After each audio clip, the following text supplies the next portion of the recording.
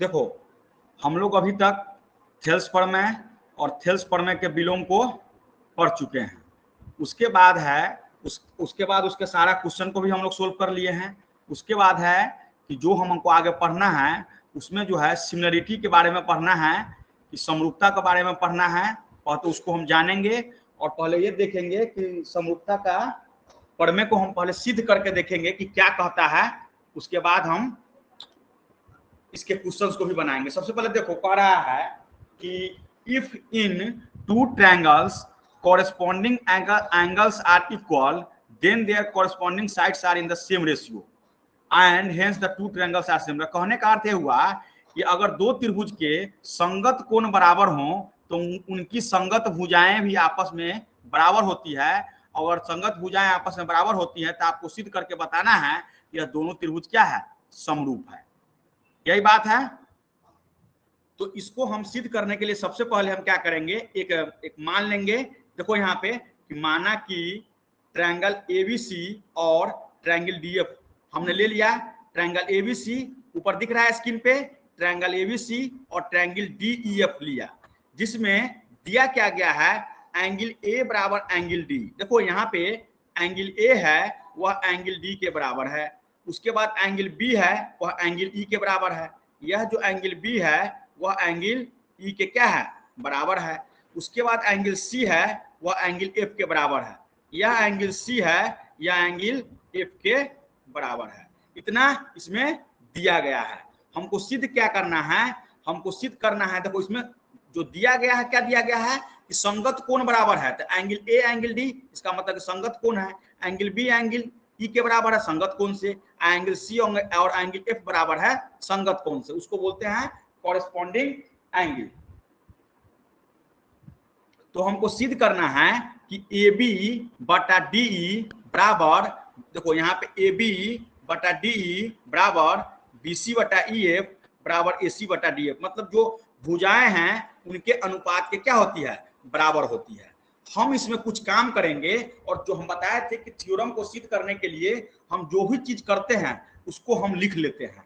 तो हमने यहाँ पे लिखा रचना, रचना में हमने क्या लिखा, रचना में हमने क्या लिखा, रचना में हमने लिखा, आवाज नहीं जा रहा है क्या? आ रहा है।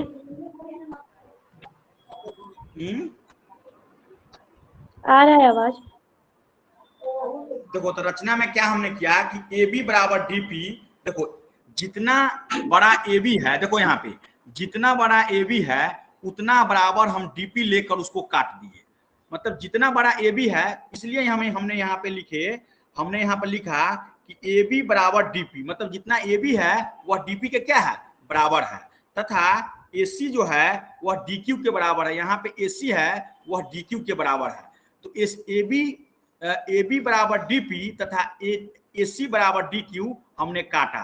क्या किया, काटा। ए बी बराबर डी पी तथा ए सी बराबर डी क्यू काटा तथा पी को क्यू से मिला दिया। पी को फिगर में देखो, पी से क्यू को मिला दिए हम। यहां तक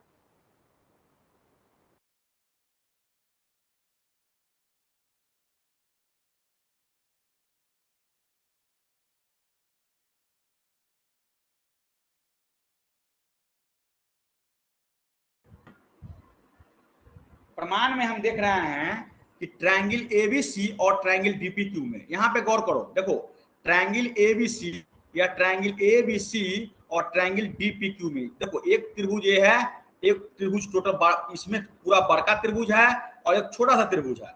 तो हम गौर करेंगे ट्रायंगल एबीसी और ट्रायंगल डीपीक्यू में, ट्रायंगल एबीसी और ट्रायंगल डीपीक्यू में उसमें दिया गया है कि ए बी बराबर डीपी, ए बी बराबर डीपी है, ये हम रचना से काटे हैं इसलिए हमने यहाँ पे लिख दिया रचना से, और एंगल ए बराबर एंगल डी दिया गया है। आपने देखा यहाँ पे कि हमने लिखा है कि एंगल ए बराबर एंगल डी दिया गया है, गिवन है। और उसके बाद जो है ए सी बराबर डी क्यू, ए सी बराबर डी क्यू रचना से, जो कि हम काटे हैं हम रचना से, यहाँ पर मैं लिख दिया कि रचना से। अब किसी भी दो त्रिभुज का किसी भी दो त्रिभुज का अगर दो भुजा और उसके बीच के कोण बराबर हो तो वह दोनों त्रिभुज आपस में सर्वांगसम होते हैं। क्या होते हैं? अगर किसी भी त्रिभुज की दो भुजाएं और बीच के कोण आपस में बराबर हो तो वह दोनों त्रिभुज आपस में सर्वांगसम होती है। यह किससे आया? तो साइड एंगल साइड, मतलब भुजा कोण भुजा, साइड एंगल यहां पर लिख लो, साइड एंगल साइड, इससे यह क्या हो गया? सर्वांगसम हो गया। तो जो ही यह सर्वांगसम हुआ इसका मतलब क्या हुआ कि एंगल बी जो है वह एंगल ई के बराबर है। देखो देखो यहाँ पे दिया गया क्योंकि एंगल बी एंगल ई के बराबर है, इसका मतलब क्या हुआ कि एंगल बी जो है वह पी के भी बराबर है। तो यह जो होगा एंगल बी पी ई, यह जो तीनों है वो आपस में क्या होगा? बराबर होगा। आपस में क्या होगा? बराबर होगा। जो ही एंगल बी बराबर पी, एंगल पी बराबर एंगल ई होगा, इसका मतलब है कि पी क्यू जो है पैरेलल हो जाएगा किसके? ई एफ के। पी क्यू पैरेलल हो जाएगा किसके? ई एफ के। मतलब देखो यहाँ पे जो पी क्यू है, यह पी क्यू जो है यहाँ पे वह ई एफ के क्या हो जाएगा? समानांतर हो जाएगा। मतलब पी क्यू ई एफ के क्या हो जाएगा? पैरेलल हो जाएगा, समानांतर हो जाएगा। इतना हम देख लिए। उसके बाद आगे चलिए, और ज्यों ही समानांतर हुआ तो एक चीज हम जानते हैं, अब हमको थेल्स थ्योरम याद आ जाएगा कि जब एक भुजा है, अगर वह क्या है कि वह एक भुजा जो है, मतलब यहाँ पे ट्रायंगल देखो, यहाँ पे अगर ट्रायंगल हम बनाए और ट्रायंगल और बीच में इसको अगर इसको समानांतर किए तो वह क्या करता है? भुजाओं को क्या करता है? अनुपात में बांटता है। तो थेल्स पर मैं कहता है वो संगत भुजाएं के अनुपात के बराबर होती है। तो क्या है यहाँ पे हम लिखे कि इसमें क्या, देखो यहाँ पे हम फिर से फिगर बना देते हैं। इसका नाम है डी, इसका नाम है ई, और इसका नाम है एफ, और इसका नाम है पी, और इसका नाम है क्यू। तो क्या हो जाएगा? पी क्यू पैरेलल कह रहा है ई एफ की, पी क्यू कह रहा है पैरेलल ई एफ की। इसका मतलब क्या हुआ कि इसका डी पी बराबर पी बराबर डी क्यू बटा ई एफ। यह किससे आ जाएगा? थेल्स प्रमेय से आ जाएगा। किससे आ जाएगा? थेल्स प्रमेय से। क्या आ जाएगा? डीपी बटे पीई, इसमें यहाँ पे देखो डीपी बटे पीई बराबर डी क्यू बटे क्यू एफ। यहाँ पे हम लिख दिए हैं किससे आया है? तो बाई थेल्स प्रमेय से, थेल्स प्रमेय से यह आया है। अब देखो हम एक जगह डीपी बराबर, यहाँ पे देखो डीपी बटे पीई बराबर डी क्यू बटा क्या है? क्यू एफ है। तो डीपी बटा डीई, देखो यहाँ पे डीपी बटा, इसको हम डी लिख सकते हैं। हम क्या किए, यह जो डीपी है इसमें क्या, देखो हम बाद में आपको बताएंगे एक चीज और। तो यहाँ पर पहले देखिए, यहाँ डीपी है, यहाँ देखो फिर से अगर त्रिभुज देखो, यहाँ अगर मान लो कि जैसे कि यह डी है, यह ई है, और यह एफ है, यह पी है, यह क्यू है। तो पहले डीपी और उसके बाद पूरा डीई। एक ए भी होता है कि एक डीपी और उसके बाद पूरा डी। तो यहाँ पे देखो डीपी टोटल डी, इसमें का डी क्यू और पूरा डी एफ, इसको हम लिख सकते हैं। तो क्या होगा, और देखो अब यहाँ पे डीपी है तो डीपी बराबर ए बी है। वहां पे हम लिखे आगे कि डीपी बराबर क्या है? डीपी बराबर है ए बी। तो डीपी बराबर ए बी है तो डीपी के बदले हम ए बी लिख सकते हैं। तो ए बी हो गया, और डी क्यू के लिए हम ए सी लिख सकते हैं, जो रचना में तुमको दिखाई देगा। तो यहाँ डीपी के लिए हम ए बी लिख दिए, तो क्या होगा? ए बी बटे डी बराबर डी क्यू के लिए लिख दिया हम ए सी, तो ए सी बटा डी एफ। तो अब हम ए बी बटा डी बराबर आ गया ए सी बटा डी एफ। तो इसी प्रकार हम लिख सकते हैं ए बी बटे डी ई बराबर बी सी बटा ई एफ। ए बी बटा डी बराबर, हम देखो यहाँ पे त्रिभुज में गौर करो कि ए बी बटे डी ई, यहाँ पर देखो ए बी बटे डी बराबर यह बी सी बटा ई एफ, अब बराबर हो जाएगा ए सी बटे डी एफ के। तो यहाँ पे क्या लिखे? ए बी बटा डी बराबर बी सी बटा ई एफ। इसी प्रकार हो जाएगा। तो जब ई हो जाएगा तो यह दो को भुजा बराबर है तो तीसरी भुजा भी बराबर हो जाएगी, क्योंकि तीनों एंगल बराबर है। तो इसलिए चूंकि इनकी संगत कोण आपस में बराबर है, इसका मतलब है कि दो भुजा हम बराबर कर लिए, इसका मतलब है कि इसकी तीसरी भुजा भी क्या होगी? आपस में क्या होगी? बराबर होगी। इसका मतलब हो गया कि ए बी बटा डी बराबर बी सी बटा ई एफ बराबर ए सी बटा डी एफ।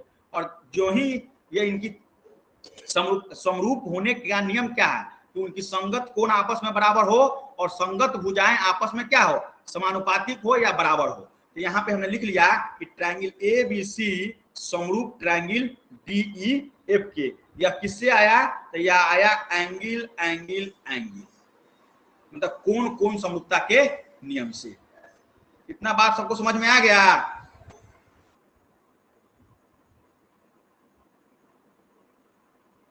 देखो इसमें कह रहा है कि if in two triangles sides of one triangle are proportional to the sides of the other triangles then their corresponding angles are equal and hence the two triangles are similar.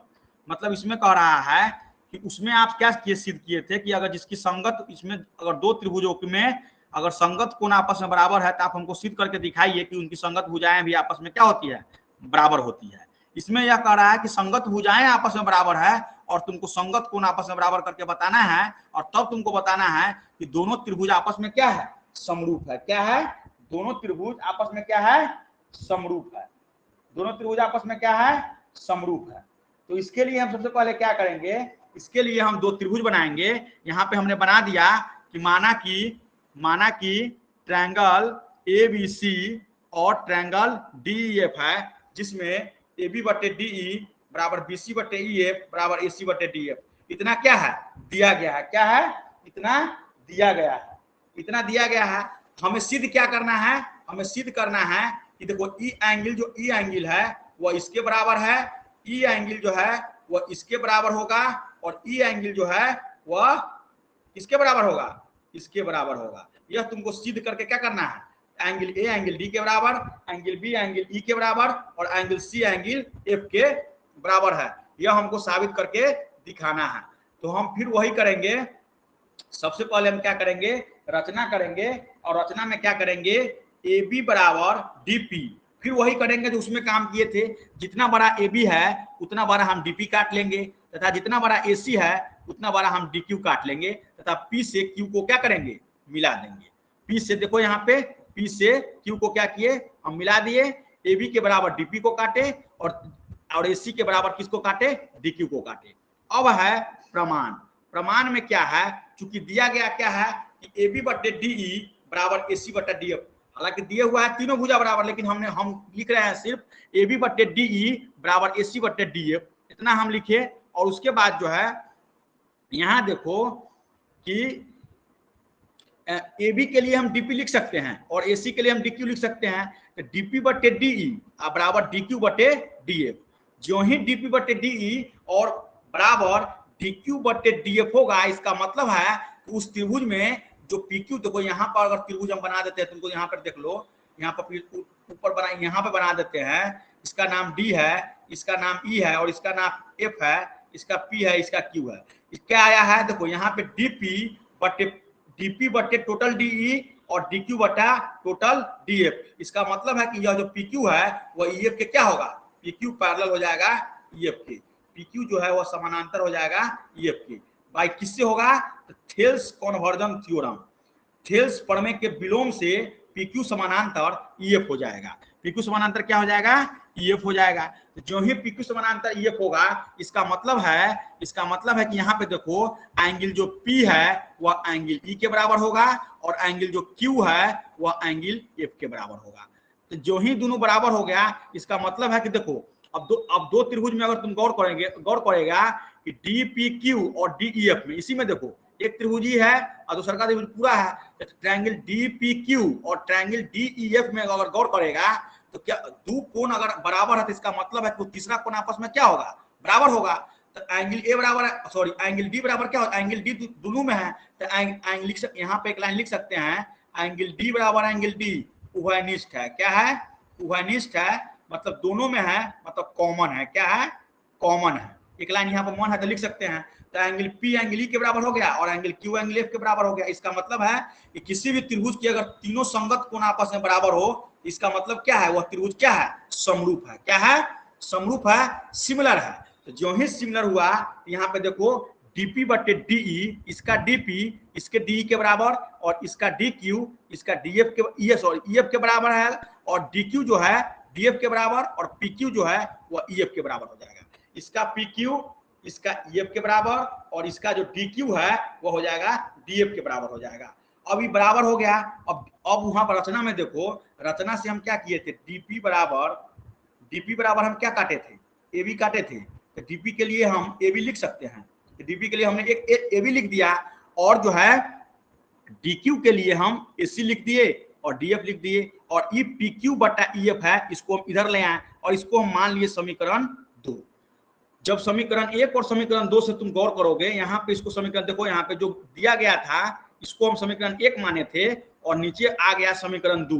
जब समीकरण 1 और समीकरण 2 से आप गौर कीजिएगा तो आप पाइएगा कि BC जो है वह PQ के क्या है, बराबर है। BC जो है वह PQ के क्या है, यह जो BC है, यहाँ पे देखो त्रिभुज में गौर करो, यह जो BC है, यहाँ पे गौर करो, यह जो BC है वह ये जो BC है वह किसके बराबर है, PQ के बराबर है। BC बराबर क्या आ गया, PQ आ गया। तो BC बराबर PQ आ गया। तो अब जो है, इसलिए जो है अब हम गौर करेंगे, फिर से गौर करेंगे ट्रायंगल ABC और ट्रायंगल DPQ में। अब जो है ट्रायंगल ABC और ट्रायंगल DPQ में फिर से गौर करेंगे, और गौर करेंगे तो क्या देखेंगे कि AB बराबर DP है जो हम रचना से ला दिए, फिर BC बराबर PQ है, हमने सिद्ध किया। अभी यहाँ पे देखो कि BC बराबर PQ यहाँ पे हम सिद्ध किए कि नहीं सिद्ध किए, यहाँ पे सिद्ध किए हैं, बोलो ना। यहाँ पे BC बराबर PQ सिद्ध किए हैं, और AC बराबर DQ भी कहाँ से दिया गया, आया है, रचना से आया है। तो अब हम जानते हैं क्योंकि दो त्रिभुज में अगर तीनों भुजाएं, किसी भी दो त्रिभुज का तीनों भुजा आपस में अगर बराबर होती है, इसका मतलब क्या है, वह त्रिभुज क्या होती है, सर्वांगसम होती है। ट्रायंगल ABC और ट्रायंगल DPQ क्या हो गया, सर्वांगसम हो गया। तो जो ही सर्वांगसम हो गया इसका मतलब इसका एंगल क्या होगा, आपस में क्या होगा, बराबर होगा। तो एंगल देखो यहाँ पे एंगल कौन कौन बराबर हो जाएगा, ई एंगल इस एंगल के बराबर, ई एंगल इस एंगल के बराबर, ई एंगल के बराबर, और ई एंगल इस एंगल के भी बराबर होगा, और ई एंगल इस एंगल के भी बराबर होगा। यही तो प्रूव करना था। तो यहाँ पे आप देखिए कि एंगल ए बराबर एंगल डी, एंगल बी बराबर ई बराबर पी, और एंगल सी बराबर क्यू बराबर एफ। आप इतना भी लिख सकते हैं कि एंगल ए बराबर एंगल डी, एंगल बी बराबर एंगल ई, और एंगल सी बराबर एंगल एफ। हमने क्या किया, प्रूव कर दिया। क्या किया, प्रूव कर दिया। इसमें किसी को कोई दिक्कत नहीं।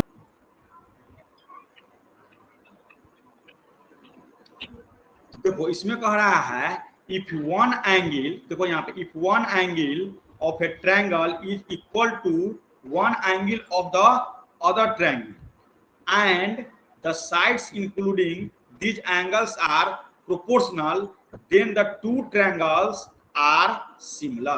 कहने का सेंस ये हुआ कि एक त्रिभुज का एक कोण, एक त्रिभुज का एक कोण, देखो यहाँ पे समझो ठीक से, यदि एक त्रिभुज का एक कोण, मान लो यह कोण, यह मान लेते हैं कि यह कोण दूसरे त्रिभुज के एक कोण के, यह कोण के अगर बराबर हो, तो इन कोणों को अंतर्गत, इस कोणों के अंतर्गत करने वाली जो भुजाएं होती है, तो यह भुजा क्या है, AB। क्या है, AB है कि भुजाएं आपस में क्या होती है, समानुपाती होती है।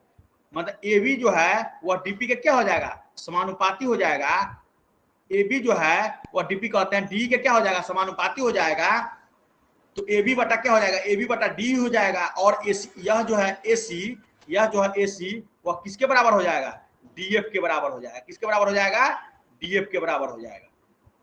तो कह रहा है कि अगर यह हो जाएगा तो दोनों त्रिभुज आपस में क्या है, समरूप है। यह सिद्ध करके हमको क्या कीजिए, दिखाइए। तो देखो कुछ नहीं है, जो दिया गया है हम लिख लिए, गिवन क्या दिया गया है, हम बताया कि एंगल ए एंगल डी के बराबर है, और अभी बताया कि इसको अंतर्गत करने वाली जो इसकी जो भुजाएं हैं ए बी, और इसका डी ई, और इसका ए सी, और इसका डी एफ, यह आपस में क्या है, बराबर है।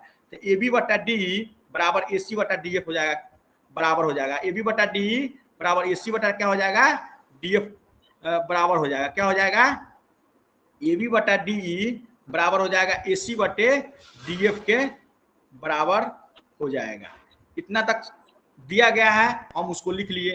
अब देखो यहाँ पे देखो, हमको सिद्ध क्या करना है, सिद्ध करना है कि ट्रायंगल एबीसी समरूप, माने सिमिलर टू ट्रायंगल डीईएफ। यह त्रिभुज, यह बड़का त्रिभुज क्या है, बराबर है। ट्रायंगल एबीसी, त्रिभुज एबीसी समरूप त्रिभुज डीईएफ। तो हम फिर वही करेंगे, रचना करेंगे। रचना में क्या करेंगे, वही करेंगे।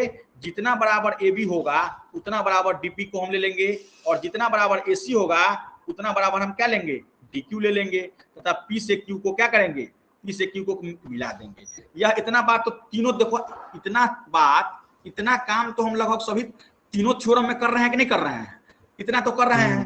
अब यहाँ प्रमाण में देखिए, हमने प्रमाण में हम क्या देख रहे हैं कि हम एक ट्रायंगल में क्या करेंगे, गौर करेंगे।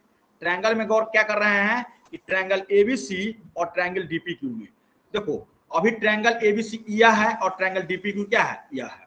इस ट्रायंगल में तुम गौर करो तो तुम पाओगे, इस दोनों त्रिभुज में अगर गौर करोगे तो तुम देखेगा कि AB जो है वह DP के बराबर है। या कैसे बराबर है, हम रचना किए हैं। और AC जो है वह DQ के बराबर है। ये कैसे बराबर है, तो इसको भी हम रचना से लाए हैं। और एंगल D है, एंगल D जो है वह एंगल A के बराबर है, जो दिया गया है किसमें, थ्योरम में ही वह दे दिया गया है। तो देखो यहाँ पे AB जो है वह DP के बराबर है, एंगल A D के बराबर है, और AC जो भुजा है वह DQ के क्या है, बराबर है। यह कहां से आया, यह रचना से आया, यह रचना से आया, यह दिया गया है। तो चूंकि हम जानते हैं कि किसी भी दो त्रिभुज में अगर दो भुजाएं और उसके बीच के कोण बराबर हो तो त्रिभुज क्या होती है, सर्वांगसम होती है। इतना बात लिख लो, अगर दो त्रिभुज के दो भुजाएं तथा बीच का कोण आपस में बराबर हो तो दोनों त्रिभुज क्या होती है, सर्वांगसम होती है। क्या होती है, सर्वांगसम होती है। इतना बात जो है लिख यादें कर लो, इतना बात को, इतना हम कर लिए, इतना हम सर्वांगसम कर लिए। ट्रायंगल एबीसी सर्वांगसम ट्रायंगल डीपीक्यू से, किससे, साइड एंगल साइड, मतलब साइड एंगल किससे, साइड से। यह हो गया। अब जो है जो ही यह ट्रायंगल एबीसी समरूप हुआ ट्रायंगल डीपी, समरूप कह रहा है कि सर्वांगसम हुआ, सॉरी, त्रिभुज एबीसी सर्वांगसम त्रिभुज डीपीक्यू के हुआ। इसका मतलब हुआ कि एंगल बी जो है एंगल पी के बराबर होगा और एंगल सी एंगल क्यू के बराबर होगा। अब फिगर में देखो, एंगल जो बी है, यह एंगल जो बी है वह एंगल पी के बराबर हो जाएगा, और एंगल जो सी है वह एंगल क्यू के बराबर हो जाएगा। तो एंगल बी एंगल पी के बराबर और एंगल सी एंगल क्यू के बराबर। और ऊपर दिया गया है AB बटे DE और AC बटा DF दिया गया है। तो AB के लिए हम DP लिख दिए, यहाँ पे देखो, यहाँ AB के लिए हम क्या लिख दिए, DP लिख दिए, और AC के लिए क्या लिख दिए, DQ लिख दिए। तो जो ही DP बटा DE बराबर DQ बटा, यहाँ पर अगर ट्रायंगल देखो ठीक से, अगर हम फिर से बना देते हैं समझने के लिए, यहाँ पे देखो D है, E है और F है, यहाँ है D है, E है और F है। देखो यहाँ पे DEF है, यह था P और यह है Q। तो यहाँ पे देखो DP बटे टोटल DE और DQ बटे टोटल DF जो ही आया, इसका मतलब क्या है, PQ पैरेलल हो जाएगा किसके, EF के। PQ किसके पैरेलल हो जाएगा, EF के। तो चूंकि ये हो जाएगा PQ पैरेलल EF, यह कहां से आएगा, तो थेल्स थ्योरम के विलोम से आएगा। जो थेल्स थ्योरम का जो विलोम है उससे आ जाएगा PQ समानांतर EF। तो जो ही PQ समानांतर हो जाएगा EF के, इसका मतलब है कि एंगल B भी किसके बराबर हो जाएगा, एंगल E के, और एंगल C किसके बराबर हो जाएगा, एंगल F के। तो जो ही एंगल B एंगल E के बराबर हो, देखो यहाँ पर ठीक से देखो, एंगल B जो है वह एंगल E के बराबर होगा, एंगल B जो है एंगल E के बराबर होगा, और एंगल C जो है एंगल F के बराबर होगा, और एंगल D के बराबर तो है ही है, दिया गया है कि नहीं दिया गया है। तीनों संगत कोण आपस में बराबर हो गया। यहाँ लिख सकता है कि एंगल A बराबर एंगल D है ही। इसका मतलब क्या होगा कि त्रिभुज ABC वह त्रिभुज DEF के क्या हो जाएगा, सिमिलर हो जाएगा, मतलब समरूप हो जाएगा। या किससे आया, तो एंगल एंगल एंगल, या किससे आया, angle angle angle angle angle और एंगल, कोण कोण समरूपता नियम, कोण कोण कसौटी से आया। किससे आया, कोण कोण कसौटी से आया। तो हम अभी तक तीन थ्योरम ए और 2 थ्योरम पहले, अभी तक हम 5 थ्योरम को पढ़ लिए हैं। और 5 थ्योरम को आप लोग क्या कीजिएगा, खूब अच्छे से इसको समझकर कॉन्सेप्ट बिल्डअप कीजिए, और इसको आगे क्या कीजिए, जितना प्रैक्टिस हो सके उतना प्रैक्टिस कीजिए। बात समझ में आ गई, बात समझ में आया, यस सर। बात समझ में आ गया।